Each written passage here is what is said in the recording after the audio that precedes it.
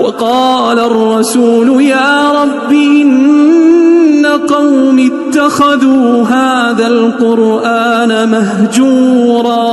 اور پیغمبر کہیں گے کہ اے پروردگار میری قوم نے اس قرآن کو چھوڑ رکھا تھا.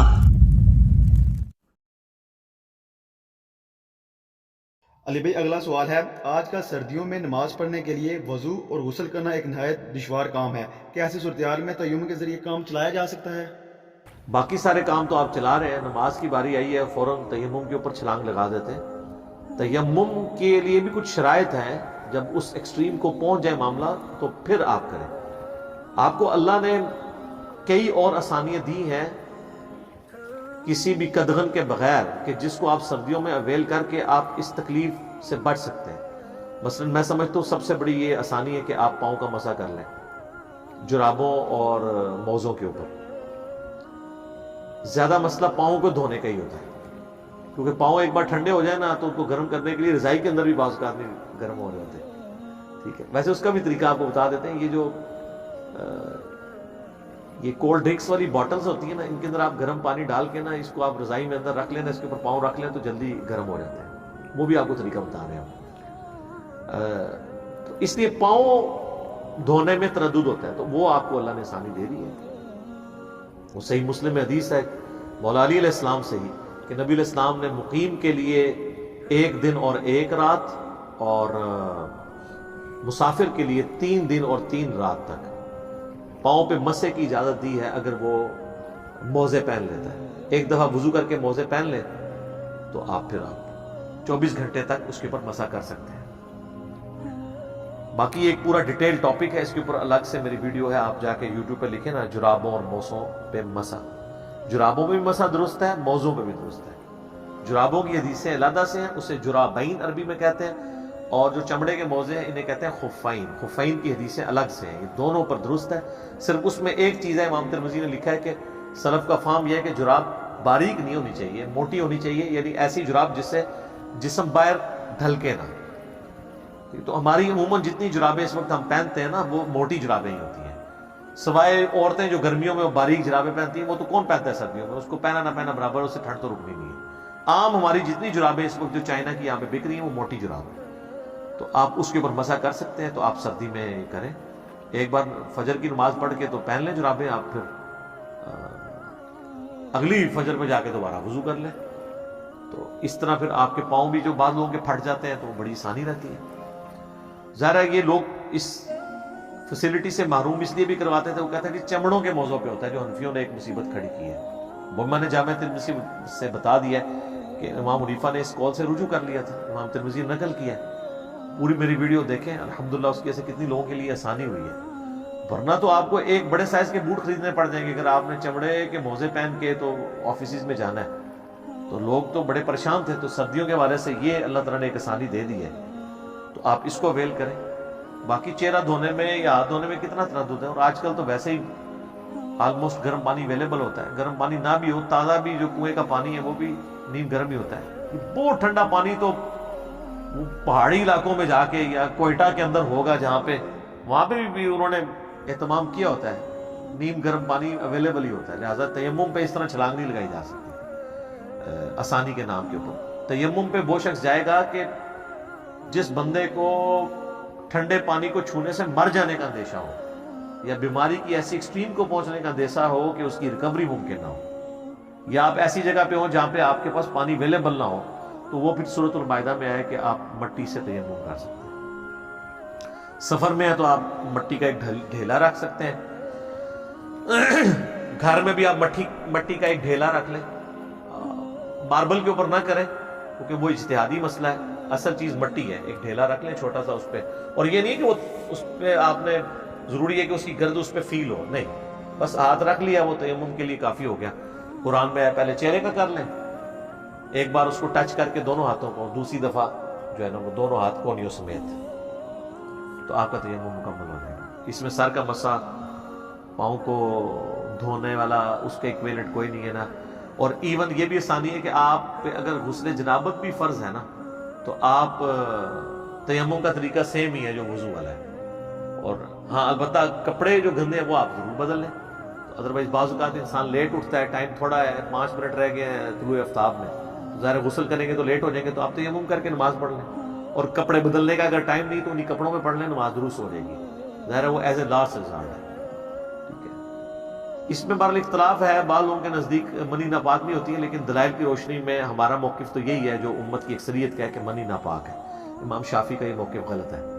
یہ الگ سے ایک ٹاپک ہے, میں صرف اشارتاً یہاں پہ ڈسکشن کر رہا ہوں. لیکن مجبوراً اگر کسی کا معاملہ ہے, کئی لوگ تو اکثر نماز کے لیے کہتے ہیں کپڑے پلید ہیں, ان کو آگے سے کہنا یہ تسی ہر ٹائم پلید ہی رہتے ہو, یہی کہنا چاہیے ان کو. ویسے وہ ایک کامن بہانہ بنایا ہوا, تو مجبوراً ہے تو کوئی مسئلہ نہیں. کئی لوگوں کو اور ایشوز ہوتے ہیں, قطروں کی بیماری بہت ایکسٹریم لیول پہ چلی جاتی ہے, بڑھاپے میں جا کے مثانے کی کمزوری کی وجہ سے وہ پیمپرز باندھتے ہیں, ڈائپرس یعنی استعمال کرتے ہیں, تو ان کے لیے ایک معاملہ ڈیفرنٹ ہے. ٹھیک ہے, ایک وقت میں ایک نماز اس طریقے سے وضو کر کے ہو یا تیمم کے ذریعے پڑھ لیں.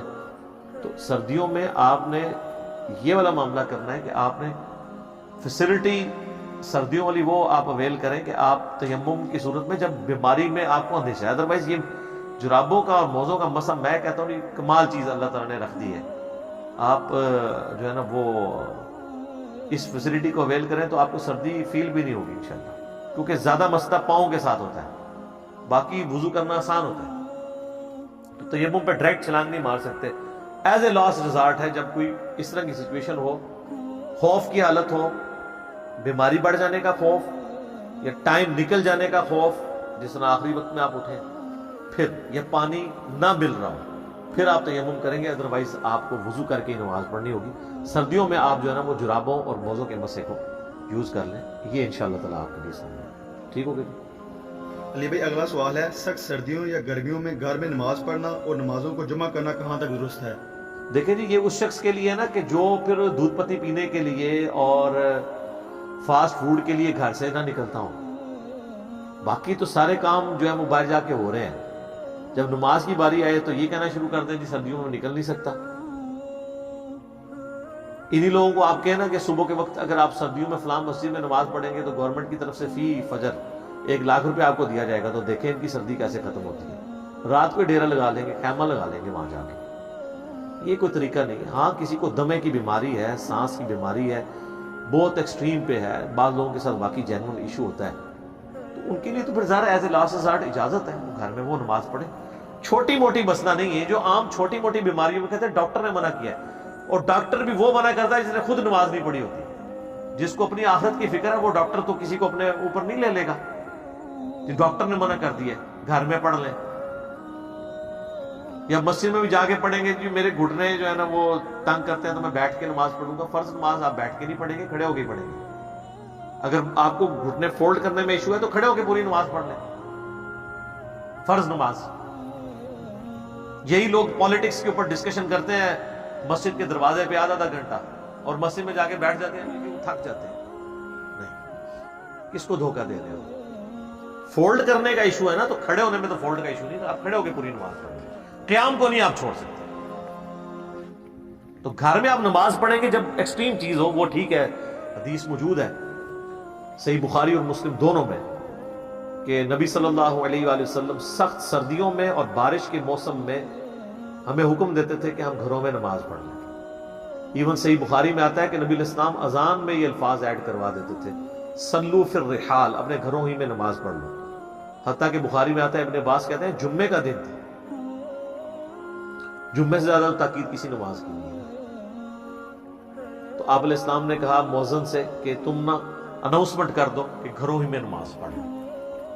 تو گھر میں ظاہر زور کی نماز پھر جمعے کی ایکویلنٹ پڑھی جائے گی. تو اس میں الفاظ ہیں بارش میں اور سخت سردیوں میں. بارش میں اس لیے کہ کیچڑ ہوتا ہے. آج کل بارش میں اتنا ایشو نہیں ہوتا, پکی جگہ ہے, چھتری لے کے نکل سکتے ہیں, گاڑی میں نکل سکتے ہیں. اگر آپ باقی کاموں کے لیے نکلے ہیں اس کے لیے بھی نکل سکتے ہیں, لیکن فیسلٹی پھر بھی میں آپ سے چھین نہیں سکتا, شریعت بدل نہیں سکتی, فتویٰ نہیں آپ پہ. اگر آپ پھر بھی گھر میں نماز پڑھ لیتے ہیں, بخاری مسلم میں حدیث ہے, اتبان بن مالک ایک صحابی حضور کے پاس حاضر ہوئے, یا رسول اللہ, آپ کو پتہ ہے مدینے میں ندی نالے بھی بہتے ہیں, بارش کے موسم میں بعض اوقات پہنچنا مشکل ہو جاتا ہے, تو آپ میرے گھر تشریف لے آئیں, میرے گھر کے کونے میں آپ نماز پڑھ لیں, میں اس کو اپنی سجدہ گاہ بنا لوں گا, نبی کی ایک بابرکت جگہ. تو حضور علیہ السلام پھر ایک دن ان کے گھر تشریف لے گئے, اور جب محلے والوں کو پتہ چلا, وہ بھی محلے میں والے لوگ بھی اکٹھے ہو گئے, کوئی حلوہ پکا کے لے آیا, کوئی چیز, کہ حضور علیہ السلام ہمارے محلے میں آئے. پھر آپ نے فرمایا بتاؤ کدھر نماز پڑھنی, ان کا ادھر پڑھ دیں. تو انہوں نے وہ مسجد بعید بنا لی اپنے گھر میں, لیکن کب, جب موسم خراب ہوتا تھا, جب نکلنا محال ہو جاتا تھا, تو وہ آپ ٹھیک ہے گھر میں ایک جگہ مختص کر لیں, ایک لکڑی کا جانواز بنوا کے رکھ لیں تاکہ پلید ہونے والا چکر نہ ہو, یا الگ سے کوئی ایک کونا مختص کر لیں گھر کے لیے جہاں پہ گھر کی عورتیں, کیونکہ عورتوں پہ تو جماعت نہیں ہے, بچوں پہ بھی نہیں, وہ گھر میں نماز پڑھ سکتے ہیں, تو آپ بھی کبھی کبھار پڑھ لیں. اور سردیوں میں نمازوں کو جمع بھی آپ کر سکتے ہیں اگر آپ کے لیے تردد ہے, خصوصاً وہ عورتیں جو بچوں کی دیکھ بھال کر رہی ہیں, ان کے لیے تو مشکل ہے, وہ تو میرے علاقے سے کلپ ریکارڈنگ موجود ہے, نمازوں کو جمع کرنا وہ آپ دیکھ سکتے ہیں. ایون صرف فرض پڑھیں وہ کافی ہے, عام لوگ بھی خالی فرض بھی پڑھ لیں تو کافی ہے. کیا صرف نماز فرض پڑھ لینا اس کے کافی ہے؟ انہوں نے تو آپ کو عشاء کی 17 رکعتیں بتائی ہیں, دن رات میں ٹوٹل 17 رکعتیں 24 گھنٹے میں, 2 فجر 4 ظہر 4 عصر 3 مغرب 4 عشاء. اس کے دلائل میں بھی میری کئی ایک ویڈیو ریکارڈنگز موجود ہیں, وہ آپ دیکھ سکتے ہیں. باقی نمازیں آپ جمع کریں. مسلم شریف میں اوپر تلے احادیث ہیں 10 1629 سے لے کے آنورڈ. ابن عباس رضی اللہ تعالیٰ عنہما کہتے ہیں کہ اللہ کے محبوب صلی اللہ علیہ وآلہ وسلم نے بغیر خوف کے, بغیر بارش کے, مدینہ شریف میں یعنی بغیر سفر کے ہمیں ظہر اور عصر کی نمازیں جمع کروائیں, اور اس کے بعد مغرب اور عشاء کی بھی کروائی. اس میں یہ بھی رزلٹ نکلا جو انہوں نے 3 چیزوں کا ذکر کیا نا, بغیر خوف, بغیر بارش اور بغیر سفر. تو اس کا مطلب ہے کہ وہ یہ بتانا چاہ رہے تھے کہ سفر, خوف اور بارش ہوتی تو نمازیں جمع کرنا درست ہے, اس کے بغیر بھی آپ نے کر دی. اس پہ امام نبوی نے باب باندھا ہے کہ سفر و حضر میں نمازوں کو جمع کرنا.